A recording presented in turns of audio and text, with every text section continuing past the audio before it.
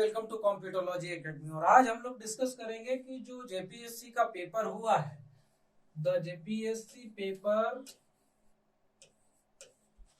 7th to 10th का, तो उसमें पेपर के क्या लेवल थे, कैसा उसका जो क्वेश्चंस था, कितने टफ थे, क्या कट ऑफ होना चाहिए, मतलब होना क्या चाहिए, होना तो कम चाहिए ताकि जितने भी लोग एस्पायरिंग हैं उनका क्लियर हो जाए, बट क्या हो सकता है।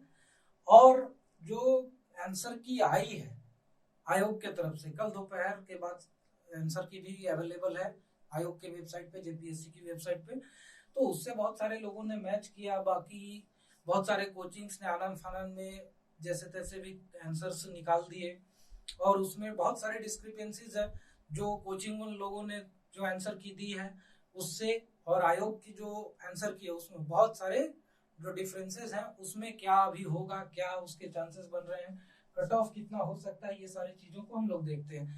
अगर हम लोग 6th जेपीएससी से कंपेयर करते हैं तो 6th जेपीएससी में कट ऑफ जो था वो गया था 206 मार्क्स का, यानी कि 103 क्वेश्चंस। नेगेटिव मार्किंग होती नहीं है, 2 मार्क्स इच क्वेश्चन का वेटेज रहता है पेपर 1 पेपर 2 दोनों में ही।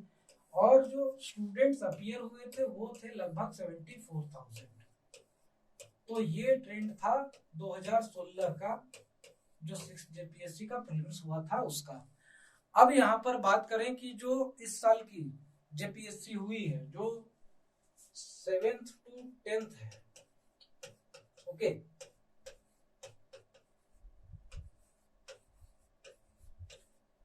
तो यहाँ पे कट ऑफ अमूमन लोग कह रहे हैं मेनी माउथ्स मेनी टॉक्स, तो वही चीज यहाँ पर हो रही है। निकलते के साथ लोगों का कहना था कि पेपर 1 इजी था, बढ़िया है, इजी था, no doubt, but most of the people have committed mistake in the conceptual questions. जैसे अर्थ के रोटेशन और रिवॉल्यूशन पे डिपेंडेंट जो क्वेश्चन था, उसके बाद पॉलिटी से रिलेटेड जो क्वेश्चन थे कॉन्सेप्चुअल क्वेश्चंस, इकोनॉमिक्स के जो क्वेश्चंस थे कॉन्सेप्चुअल, इन सब चीजों में लोगों ने बहुत ज्यादा मिस्टेक्स किए हैं। Factual questions most of the students have done well, but where it comes to the conceptual questions, most of the students were not having clear cut concept. That's why I always keep on talking कि go for the NCERT books. Foundation आपकी मजबूत रहेगी, basics से पता रहेगा तो आपकी conceptual clarity better रहेगी। And most of the students do the mistakes here only. They go on to read the notes only, और उसके बाद सीधा उतर जाएंगे लक्ष्मीकांत पे, स्पेक्ट्रम पे। फाउंडेशन के जो बुक्स है NCERT, the Bible for any of the competitive exam, चाहे वो स्टेट पीसीएस हो, चाहे एसएससी हो, चाहे यूपीएससी हो, कोई भी कॉम्पिटिटिव एग्जाम में जो फाउंडेशन चाहिए, जो बेसिक्स नॉलेज चाहिए, वो एनसीईआरटी से ही आएगी। और बहुत सारे स्टूडेंट्स यहाँ पर एनसीईआरटी के नोट्स, एनसीईआरटी के बुक्स को स्किप कर जाते हैं, सीधा उतरते हैं बुक्स पे या फिर कोचिंग की नोट्स पे। मोस्ट ऑफ द टाइम तो स्टूडेंट्स ऐसे नोट्स पढ़ लेते हैं कि सिर्फ फैक्ट बेस्ड बुलेट फॉर्म में है, कॉन्सेप्ट्स को वहां पर डिस्कस नहीं किया गया है, and there they go on to commit the mistakes in the exams. तो यहाँ पर प्रॉब्लम हुई हुई, उसके कारण यहाँ पर जो कोचिंग्स थे बहुत सारे, इनका कहना था कि 120 क्वेश्चन यानी कि 60% भले ही यहाँ पर नेगेटिव मार्किंग ना हो, लेकिन ये एक बहुत बड़ा रेंज होता है, बहुत ज्यादा है ये मार्क्स है। क्योंकि आप नेगेटिव मार्किंग भले ही एग्री नहीं कर रहे हो, उसके बाद भी देयर आफ्टर ऑल्सो यहाँ पे इशू ये था कि 60 क्वेश्चंस के आंसर करेक्ट करना पेपर 1 में इट वाज इजी। स्टिल जब क्वेश्चन जो थे, जो 20-25 क्वेश्चन कॉन्सेप्ट बेस्ड थे, वो यहाँ पर स्टूडेंट्स ने बहुत सारों ने गलती की है, तुक्का मारा है। तुक्का मारने के बाद भी नेगेटिव मार्किंग नहीं था, फिर भी 4 से 5 क्वेश्चन से ज्यादा करेक्ट नहीं हो सकते हैं। आफ्टर दैट जो फैक्चुअल क्वेश्चंस थे, ऐसा नहीं था कि सबको सब कुछ मालूम ही था, वहां पे भी स्टूडेंट्स फंसे हैं। प्लस यहाँ पे क्या हो रहा है कि 3 क्वेश्चंस के ऑप्शंस ऑल टुगेदर गलत है, या तो उसके मार्क्स सभी स्टूडेंट्स को मिलेंगे या तो उसके मार्क्स किसी को नहीं मिलेंगे, वो क्वेश्चन खारिज कर दिए जाएंगे या उसको एज इट इज छोड़ दिया जाएगा, उसे इंक्लूड ही नहीं किया जाएगा, क्योंकि उसमें जब ऑप्शन सही है ही नहीं तो वो किसी के सही नहीं होने वाले। तो उसके मार्क्स दे भी तो कोई फर्क नहीं पड़ता है, सारे के मार्क्स उतने 2 क्वेश्चन के 3 क्वेश्चन के बढ़ जाएंगे, 6 नंबर बढ़ जाएंगे, कट ऑफ ओवरऑल 6 नंबर बढ़ जाएगा। उससे किसी को कोई इम्पैक्ट नहीं होने वाला है, किसी के सिलेक्शन या रिजेक्शन में कोई इशू नहीं आएगा। उसे ऐसे ही छोड़ दिया जाए, उसे गलत आंसर मानकर छोड़ दिया जाए तो भी कोई दिक्कत नहीं है, नेगेटिव मार्किंग है नहीं। अगर उससे कैंसिल भी कर दिया जाए उन क्वेश्चंस को तो भी कोई इशू नहीं है, सेम एज दैट की नेगेटिव मार्किंग है नहीं, उसके मार्क्स जुड़ेंगे नहीं, तो जो है सो रह जाएगा। बट उसके बाद यहाँ पर देखा जाए तो 7 से 8 ऐसे क्वेश्चंस हैं जिनके की आंसर्स डिस्प्यूटेड है। जैसे इंडस्ट्रियल पॉलिसी से रिलेटेड जो क्वेश्चंस था कि झारखंड स्टेट में कितने ऐसे इंडस्ट्रियल पॉलिसीज हैं जो कि इंडस्ट्रियल डेवलपमेंट के लिए बनाए गए, 16, 17, 18, 19 लाइन से ऑप्शन में था, इस पे डिस्प्यूट है बहुत सारे लोगों को। उसके बाद और भी ऐसे बहुत सारे क्वेश्चंस हैं जिसपे की डिस्प्यूट है, जिसपे बहुत सारे लोगों को अभी देना है रिप्रेजेंटेशन। 28 सितंबर तक का डेट दिया है आयोग ने, फॉर्म रिलीज कर दी है आंसर की के साथ में कि 28 सितंबर तक की डेट दी है आयोग ने कि 28 सितंबर तक आपके जो भी ऑब्जेक्शन से आप रेज कीजिए विथ एडिक्वेट प्रूफ। आप अपने जो क्लेम है उसको साबित करने के लिए एडिक्वेट प्रूफ, एडिक्वेट सोर्स के साथ क्लेम रेज कीजिए। उसके बाद आयोग उस पर विचार करेगी और उसके बाद देखा जाएगा कि करेक्ट आंसर क्या है, तो वो भी आपके पास ऑप्शन है। तो यहाँ पे जो 7 से 8 क्वेश्चन है ये थोड़ा डिसाइडिंग फैक्टर बन सकता है कि कट ऑफ किधर भागेगा, लेकिन इसमें भी कुछ के सही होंगे कुछ के गलत होंगे, तो एवरेज आउट होकर ले देकर मुद्दा सेटल हो जाएगा 100 के आसपास। यहाँ पर जो जाने माने लोग हैं जो ऑलरेडी बहुत दिनों से इन सब चीजों में लगे हुए हैं, या हमारा ही जो अनुमान है, तो यहाँ पर 100 प्लस माइनस 2 क्वेश्चंस यानी कि 50%, तो रेंज जो है आपका 48% टू 52% के बीच में रहेगा कट ऑफ का।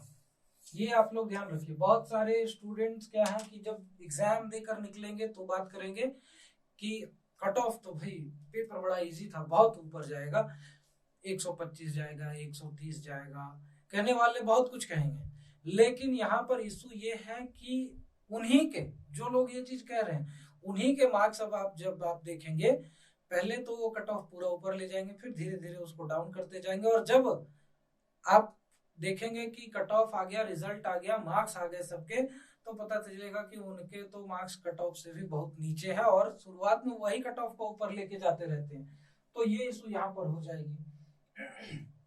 तो ये तो हो गया आंसर की का इशू कि आंसर की और कट ऑफ क्या होगा। अब यहाँ पर आता है कि अब इसके बाद क्या, तो सबसे पहली चीज जो भी स्टूडेंट्स यहाँ पर 100 क्वेश्चंस से ऊपर, 100 या उससे ऊपर के क्वेश्चंस जिनके करंट हैं, अभी करंट स्थिति में सही है आयोग के आंसर की से, वो सीधा स्ट्रेट अवे आप लग जाइए मेंस की प्रिपरेशन में। Don't waste a single day और अ सिंगल आवर, उससे आप ही को नुकसान होगा, दूसरों की बातों में, दूसरे के बहकावे में मत आइए, क्योंकि यहाँ पर बाद में ये चीज आपको रियलाइज होंगी कि कट ऑफ तो नीचे आ गया, हम क्लियर भी कर गए, but still we have not prepared well for the mains and that's why we are unable to crack the mains। तो ये सिचुएशन आप नहीं आने दें। यहाँ पर 100 क्वेश्चन से ऊपर आपके अगर बन रहे हैं सही, तो स्ट्रेट अवे आप जाएं कि हमें अब मेंस की प्रिपरेशन करनी है और किसी का नहीं सुनना, and that too all together कि अगर आप जेपीएससी की मेंस की प्रिपरेशन करेंगे तो वो आपको even if in any worst condition कि यहाँ पर आप कट ऑफ को नहीं भी कर पाते हैं पार, तो भी वो आपको आगे काम ही देगा। नॉलेज इज नेवर वेस्ट, आपके पास जानकारी रहेगी, आप अगले जेपीएससी में बैठेंगे। और ऐसा नहीं है कि यूपीएससी हो गई या बीपीएससी हो गई या और भी कॉम्पिटिटिव एग्जाम है, जो जेपीएससी के मेंस का सिलेबस है ऑल टुगेदर जीएस है। जीएस के बाद जो ऑप्शनल पेपर रहता है जेपीएससी का वो लैंग्वेज पेपर रहता है। तो लैंग्वेज पेपर का वेटेज भी ज्यादा नहीं है, 150 मार्क्स का है मोस्ट ऑफ द टाइम। ये लोग जो भी अपना स्पोकन लैंग्वेज है, मदर टंग है, क्योंकि उसमें मुंडा, संथाली, कुड़ू, खोरठा, करमाली सारे हैं, हिंदी, इंग्लिश, बंगाली, उर्दू सब कुछ है, तो इसके लिए आपको कोई स्पेसिफिक एफर्ट लगाना है नहीं, आपको स्पेसिफिक एफर्ट चाहिए कहाँ पे, जीएस में। और जीएस जो है सबके लिए सेम है, ऑप्शनल का कोई स्पेसिफिक सब्जेक्ट है भी तो वो लैंग्वेज है, otherwise geography, history, polity, governance, science and tech, economics, जो भी है सारा कुछ वो कॉमन है। और वो चीजें जो झारखंड की हिस्ट्री में है, कोल रिबेलियन, मुंडा रिबेलियन, चाहे ज्योग्राफी से अगर हम लोग ले ले Damodar valley project, rift valley, plateaus region, ये वो जो भी है वो हर एक कॉम्पिटिटिव एग्जाम में थ्रू आउट इंडिया भी आता है, क्योंकि ये एक बहुत इंपॉर्टेंट रीजन है। यहाँ पर फ्रीडम स्ट्रगल के भी बहुत सारे इवेंट्स हुए हैं, ज्योग्राफिकली भी ये मिनरल रिसोर्स रिच रीजन होने के कारण इंपॉर्टेंट क्वेश्चन यहाँ से निकल कर आते ही हैं सारे एग्जाम्स में। तो आप अगर प्रिपेयर करते हो मेंस का तो यहाँ पर आप कभी भी नुकसान में नहीं रहोगे। तो स्ट्रेट अवे आप लोगों को लगना है कि हम लोग अब मेंस की तरफ चलते हैं, अगर आपके इतने क्वेश्चन से ऊपर बन रहे हैं तो। और दूसरी चीज ये है कि अभी का जो करंट ट्रेंड दिख रहा है तो मोस्ट प्रोबेबली जेपीएससी भी अब थोड़ा सीरियस हो गई है। हाँ ये बात है कि 15 नवंबर 2000 को बनने के बाद लगभग अभी तक अगर हम लोग गिने तो झारखंड को बने हुए 21 साल हो गए हैं, और 21 साल में यहाँ पर ये अभी 7th टाइम एग्जाम कंडक्ट कर रहे हैं जेपीएससी का, यानी कि 21 साल में एवरेज देखें तो 3 इयर्स में इनका एक साइकिल पूरा होता है। और वो भी यहाँ पर सबसे लंबा समय अगर खिंचा है देखें तो ये 7th का ही खिंचा है, 2016 के बाद सीधा अभी 2021 में प्रीलिम्स का एग्जाम हुआ है। तो नो डाउट ये थोड़ा सा अलग ट्रेंड चल रहा था, गलत ट्रेंड चल रहा था, इससे स्टूडेंट्स को, कैंडिडेट्स को बहुत दिक्कतें हो रही थी। बट यहाँ पर अभी जो परिस्थिति लग रही है जेपीएससी की, जेपीएससी अभी थोड़ा सीरियस नजर आ रहा है, वार फुटिंग मोड में नजर आ रहा है। तो हो सकता है कि ये प्रोसेस खत्म होने के बाद अगले टाइम से रेगुलर एग्जाम हो, और होगा भी अगर तो ज्यादा डिले नहीं होगा। आई थिंक कि मतलब 3-3 साल 5-5 साल का ऐसा परिस्थिति शायद नहीं होगा। और उसके बाद यहाँ पर आप प्रिपेयर करते रहते हो तो आपको नेक्स्ट जेपीएससी में इसका फायदा मिलेगा। या जो स्टूडेंट्स जेएसएससी का एग्जाम देना चाहते हैं, या आप झारखंड गवर्नमेंट के अदर एग्जाम्स जो निकलते हैं, वैकेंसीज निकलती है, उसमें अगर आप अपियर होना चाहते हैं तो ये सारा इंफॉर्मेशन आपको वहां पर एज देगा ही देगा। एटलीस्ट यहाँ पर ये होगा कि आपका जीएस का पार्ट खत्म रहेगा, आपको करना रहेगा तो सिर्फ जेपीएससी के बाद जो जीएस बचता है अगर अदर एग्जाम्स के लिए, तो जीएस में तो सारा कवर हो गया, आपको करना रहेगा रीजनिंग और एप्टीट्यूड और डीआई वगैरह जो भी रहता है वो सब चीजें। तो यहाँ पर स्ट्रेट अवे आप लगिए एग्जाम मोड में मेंस के। और मेंस का भी एग्जाम यहाँ पर ज्यादा लेट नहीं होगा आई थिंक, क्योंकि जो टारगेट है वो अक्टूबर एंड से November first week, last to last, यहां तक के बीच में जेपीएससी के प्रीलिम्स का रिजल्ट आ जाएगा।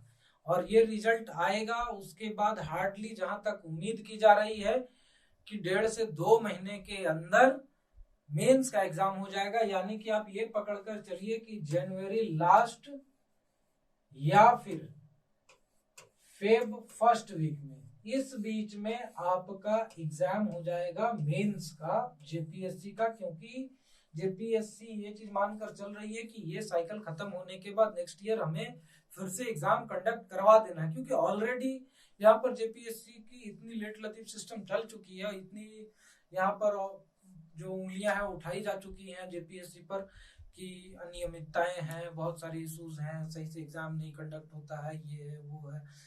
और पिछले जेपीएससी 6 में तो कुछ ज्यादा ही सिस्टम गड़बड़ हो गया था, 74,000 स्टूडेंट ने प्री दिया था, उसमें से यहाँ पर कॉल लेटर आया हुआ था मेंस देने के लिए 34,000-35,000 लोगों को। तो ये भी एक इशू हो गया था पिछली बार, बाद में उनमें से कुछ के मेंस के पेपर खारिज किए गए, बहुत सारे इश्यूज हुए, कोर्ट केस हुआ, अभी भी वो अधर में लटका हुआ है, उसमें कोई ना कोई लिटिगेशन लगा ही हुआ रहता है।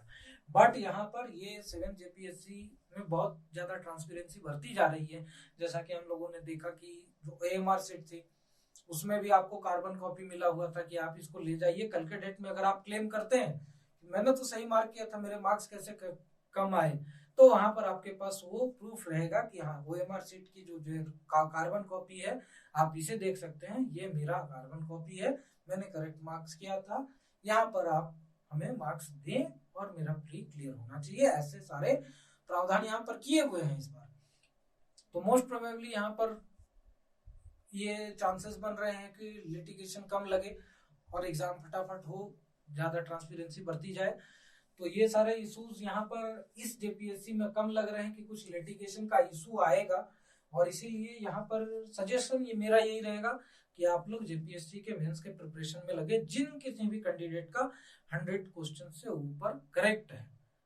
और बाकी यहाँ पर जो भी इंफॉर्मेशन निकल कर आती है, क्या उसमें भी जैसे कि जेपीएससी ने इशू रेज करने के लिए यहाँ पर टाइम दिया है 28 सितंबर का, उसके बाद वो उनपे जो भी रिवीजन करना होगा, जो इशूज रेज होगी उनके कंसिडरेशन के बाद, उसके बाद ये एक रिवाइज्ड आंसर की फिर से निकालेंगे और उसके बाद फिर फाइनल रिजल्ट दे देंगे। तो ये चीजें यहाँ पर प्रोसेस खत्म होते होते वही अक्टूबर लास्ट तक का मिनिमम समय लग ही जाएगा, क्योंकि 28 तक जो भी इशू आप रेज करेंगे 10-15 दिन तो उसके पूरे प्रोसेस में लग जाएगा, उनको चेकआउट करने में, उनको कंसिडर करने में, डिस्कस करने में, सारा कुछ होते हुए 15 दिन का 2 वीक का समय तो लग ही जाना है। उसके बाद रिजल्ट, इवेल्युएशन, कंपाइलेशन सब कुछ करते हुए 2 वीक और पकड़ के चलिए, तो अक्टूबर लास्ट वीक या नवंबर फर्स्ट वीक तक यहाँ पर रिजल्ट आ जाएंगे।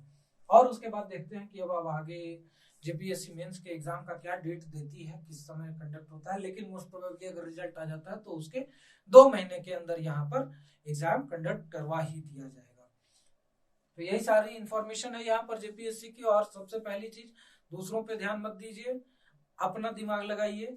कट ऑफ शुरुआत होती किसी भी एग्जाम की बहुत ऊपर से, धीरे धीरे धीरे धीरे वो एक सेचुरेशन लेवल पर, जैसे पानी में सेडिमेंटेशन होता है ना, कि धीरे धीरे उसके जो भी सेडिमेंट्स बैठते जाते हैं, उसके बाद पानी का जो कलर होता है एक जगह पे जाके सेचुरेट होता है और वही उसका फाइनल कलर होता है। उसी तरह से कट ऑफ का भी होता है। जब आप एग्जाम देकर निकलेंगे तो एकदम ऊपर के लेवल से चालू होगा कि ना भैया पेपर तो बहुत इजी था, और वही लोग जब घर में जाके आंसर की से आंसर मिलाएंगे तो बोलेंगे ना ये तो आंसर गलत दे रखा है। ठीक है, जेपीएससी ने उसके लिए भी आपको मौका दिया है, आप जाइए चैलेंज कीजिए। दूसरों के साथ डिस्कस करने से अच्छा है कि जेपीएससी ने आपको इस बार मौका दिया है कि आइए आप मेरे साथ डिस्कस कीजिए कि करेक्ट आंसर क्या है, हम आपको जवाब देंगे। तो वो चीजें हैं यहाँ पर, और पहले ही जेपीएससी ने ये चीजें क्लियर कर दी है। कहाँ से क्लियरेशन, डिक्लेरेशन आया है जो भी है, कि यहाँ पर 3 क्वेश्चन ऑलरेडी जिसके कि ऑप्शंस विवादास्पद हैं, क्योंकि यहाँ पर करेक्ट आंसर ऑप्शन में है ही नहीं। तो ये सारी चीजों की क्लेरिफिकेशन, सारा कुछ प्रोसेस चल रहा है। उसके बाद सेडिमेंट्स जो कट ऑफ मार्क्स का वो धीरे धीरे सेटल हो रहा है, और जहां तक अनुमान लगाया जा रहा है कि कट ऑफ 100 के आसपास ही रहेगा, 2 क्वेश्चन आगे या पीछे, उससे ज्यादा इधर उधर भागने वाला नहीं है। और इसके पीछे भी रीजन ये, पेपर 2 बहुत ही टफ था।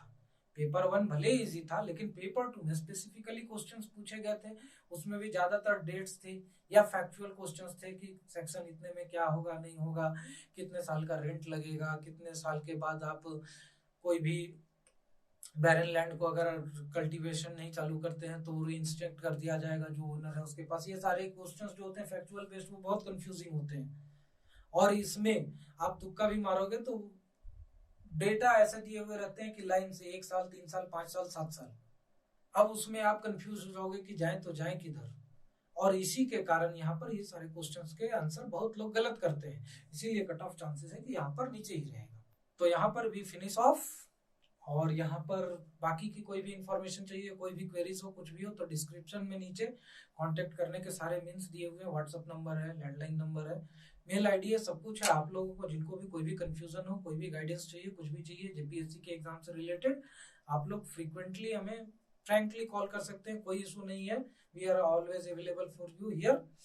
और जो डिफरेंट कोर्सेज हैं जेपीएससी के जो भी चल रहे हैं, वो हमारे वेबसाइट पर नीचे लिंक दिया हुआ है, उसमें आप जाकर क्लिक करके इन्फॉर्मेशन ले सकते हैं, विजिट कीजिए, वहां सारे डिटेल्स दिए हुए हैं।